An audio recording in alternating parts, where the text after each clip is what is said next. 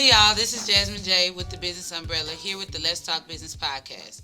This season is called All Things Real Estate, and we really focus on how you can use real estate as a tool to build generational wealth. So today we have a special guest. His name is Raymond, and I'll let him introduce himself. Good afternoon. I'm Raymond Moor with Mortar Life LLC, and I'm here to talk business with y'all and give out whatever knowledge I can give out. Okay, so let's start there. So tell us about your company. What do you do there? Okay, so with Mortar Life Investing, it's a play off my last name, me and my wife's. So what we do is, not only do I do wholesaling, but I've actually started my own mobile notary business. That's amazing. So let's talk a little bit about mobile notary. So how is mobile notary and real estate connected? I feel like first how I got started, my wife's mother, she's a mobile notary. Mm-hmm. She's been telling me to try to get into it since like 2016. She was telling me how lucrative it is, but I come from the tech world, so I was like, oh yeah, I ain't really with pretty that. much know.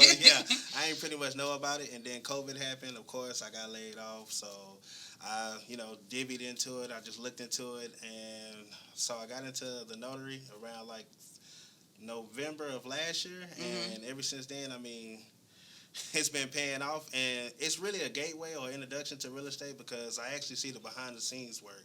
So I'm going to title companies, meeting people that's refinances, reverse mortgages. So I'm understanding the lingo, and I'm also just meeting people. Yeah, for sure.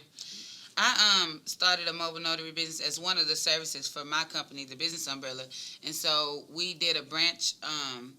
TBU Mobile Notary, and for the same reason, I felt like it would be an introduction getting into real estate once you become the signing agent, and then you could, educate the people more on that. But once you become that, and then, like you say, start dealing with the title companies and meeting people, and it for me too has been an introduction into real estate. So that's dope. So tell me about that. Tell me about like when you got certified to be a loan signing agent. Yeah. Okay, so first I had to make this distinction because people, when you hear, signing agent or a notary is the basic, $6 general notary work. Because when I first looked at the numbers, when I first looked it up, I was confused by that. Who's doing this? How people making $1,000 a day and you only doing $6? So I was confused by that. So it's a distinction. It is. It's a loan signing agent, and once you get into just understanding it, I will advise people to look up different loan signing companies. One of my favorites is the Mark Wills loan signing agents because you get to training, and you'll see just going down the path of just becoming a loan signing agent, it's not that much help out here. Right. So I can say that. That's true. If you want to be properly changed, I encourage everyone to look up Mark Wills loan signing agent. Mark Wills. Yeah, or go to the NNA. That's the National Notary Association. Yeah. Notary Association. They do some training, some in-depth training, but I prefer Mark Wills because he show you how to do the perfect loan signing system and take you from a loan signing agent to an actual business. Because a lot of people, you can just do a signing and everything like this, but Mark really goes into detail on how to actually market yourself as a business, and that's something that I learned. Okay. That's really good. I'm one of those people that went on the NNA and took those trainings and kind of self-taught myself. And I thought it would be, being that I am from business, I thought it would be very good to get involved in something like you say with Mark, where someone can actually train you. It's one thing to get the information and learn how to do a signing, but to make this a profitable business, to get customers, if you know business, then some business strategies work no matter what. Yeah. But for someone who's doing it in the field that you're trying to get involved in, to be a part of that and be trained under them, that's priceless. Yeah, it really did a whole 180 for me, 360, changed everything, because I went from doing, me and my wife, she's actually a loan signing agent. We wanted to do it for like one every month or so to when we got with him and he showed us some of his strategies. I was doing 10 a week. Money just transforms. So it's definitely, you definitely want to get with the Mark Wills loan signing systems. That's definitely something. So to be a loan signing agent, is it true or is it not true that you have to be certified? To be a loan signing agent, yes, you have to be. Talk to me a little bit about what that process was like for you. So first, you just become a regular notary, which all you have to do is just apply for that. You don't have to take no tests. But to be a loan signing agent, you have to go through the NNA. Mark Wills, if you actually go through his system, he actually has discounts that you can use because he partnered with the NNA, and they basically train you on it, and you get certified through them. Mm-hmm. And from there, you get your certifications. Then you get your EO, well, emissions insurance. Like they don't know what that is. I always see that EO, but your errors and emissions insurance, and most people want you at least to have 10,000, but you can get all that through the NNA, and you take certifications, and then once you pass, you're pretty much out there on your own. Yep. Yep, that's what happened. Yeah. So talk to me about financially that process. How much did it take you to get started and become an actual loan signing agent? So in total, with everything I say, I probably spent like $800. And the reason, go ahead. So you telling me you can spend $800 and become certified, and then start a business that can make you up to $1,000 a day with just an $800 investment? Yes, and let me clarify. So the whole $800, that's because you have to have a printer, a dual printer, a laser printer. That's one of the things. That was the most expensive. Yeah, and if you ever tried to get a printer through the pandemic, it was a lot of people on the mobile notary thing because there was no printers anywhere. Out of stock, yeah. And then people on Amazon was going up $300 more. So that's another whole other side hustle. Yeah. But really, just the courses itself, it was about with my insurance and just Mark Will's class. I paid, I think it was like $280. Yeah. So I got all of that, and then the NNA was another like $200. So that's pretty much it. So sounds good to me. Sounds like, people have to plan for investing. But, during the pandemic, the government's been pumping a lot of money back out to the community. And so that is something that people could do with that money and invest in a business like this, $800. And then once you learn and you train, it could be a very lucrative business. Yeah, because not to, I don't really want to put my finances out, but like far as after me and my wife, after I took the class, I added an extra like $2,500 in the first 3 weeks of doing this to my income that I was already doing. So it's very worth it to just, like I said, reach out, a side hustle, because a lot of people do this part-time. Now, I want to be honest that you can make $1,000 a day. There's some people that make $15,000 a month off this. Yeah, for sure. It's the work. It's definitely gonna be the work you put in. Yeah, it's definitely the work you put in, because right now it's competitive. I would say that. And Mark Wills, he shows you how to work directly with title companies where you get paid the most, and then they have third party, which is signing services. And those, like, doing this podcast with you, I done seen like my phone going off because so they send you a notary signing opportunity, and it might be 1 in 400 people, and whoever click it first accept get it first. Yeah. So it's kind of like Uber. Exactly.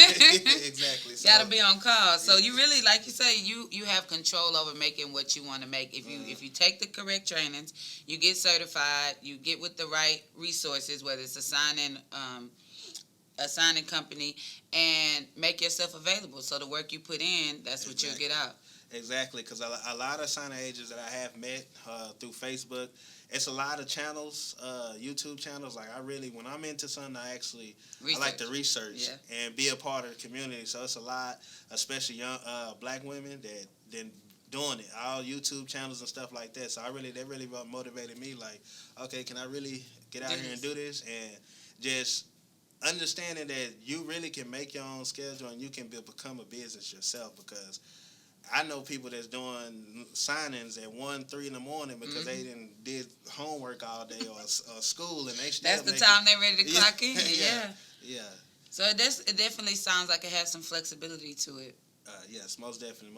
You can have a 9 to 5 if you're a party type, or you don't like to come out into the nighttime, then you can do it.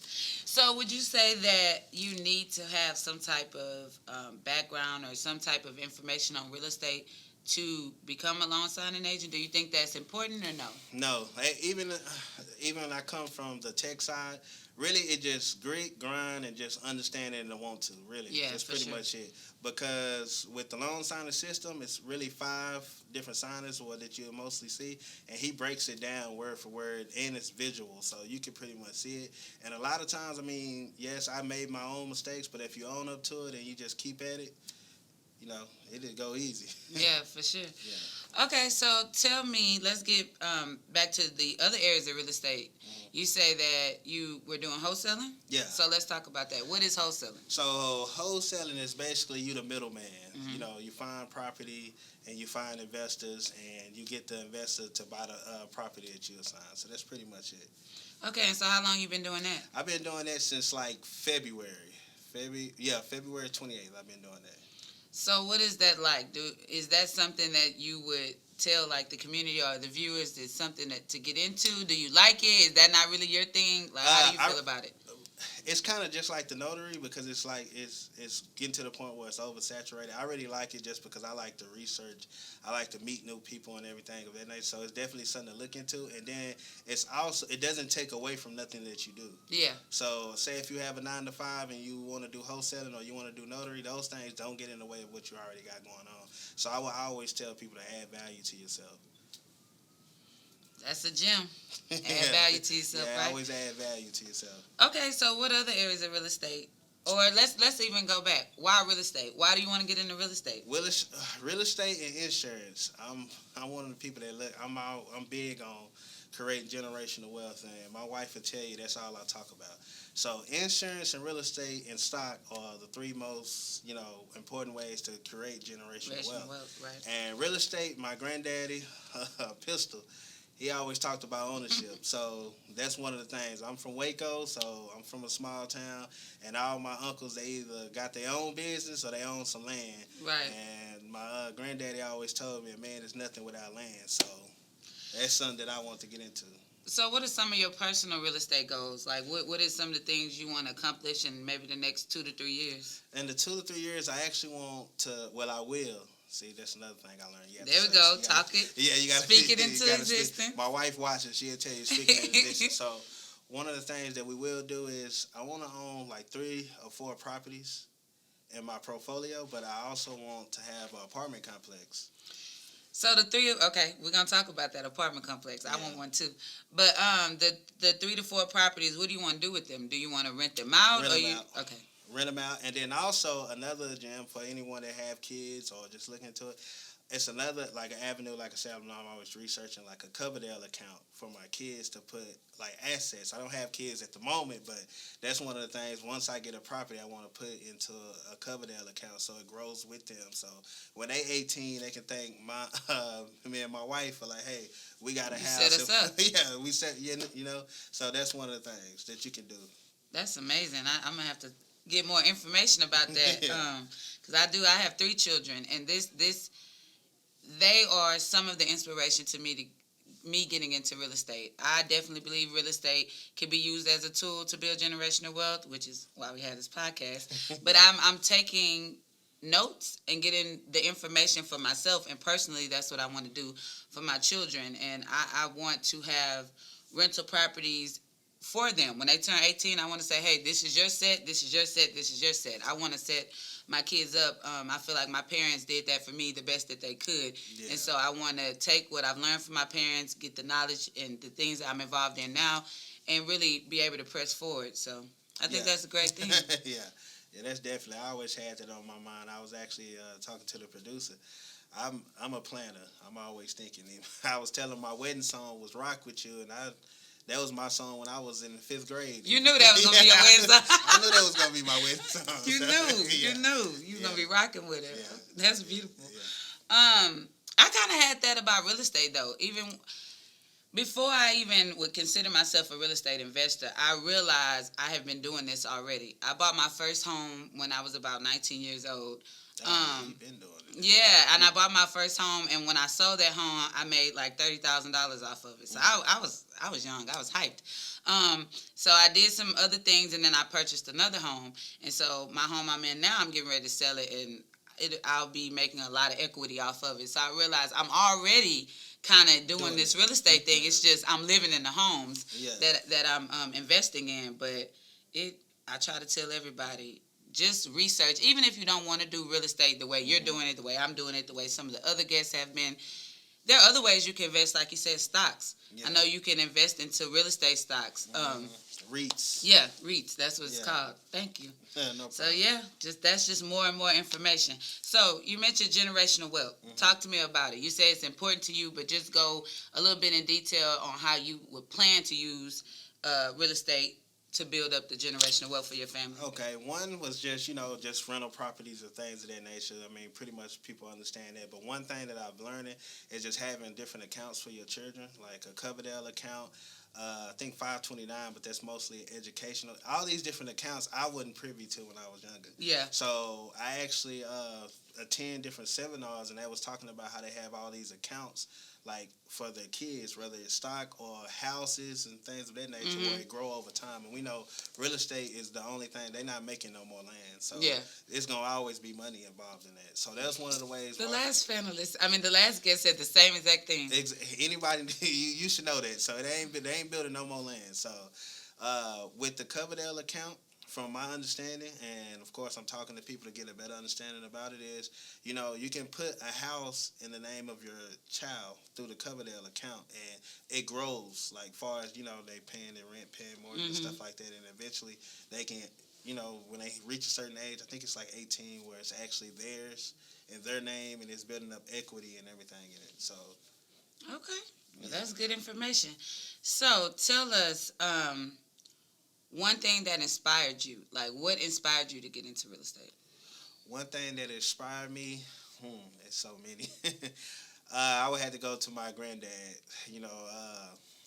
Lorenzo Davis, well, Pistol is what we called him. Pistol. He had 13 kids, and they was all fed, and they all got owned something, and he left a legacy in Waco. If you say Pistol, everyone knows who you're talking about. So, that's really crazy, because I have a very similar story to my grandfather. His name was Lonnie Jones, and in Navasota.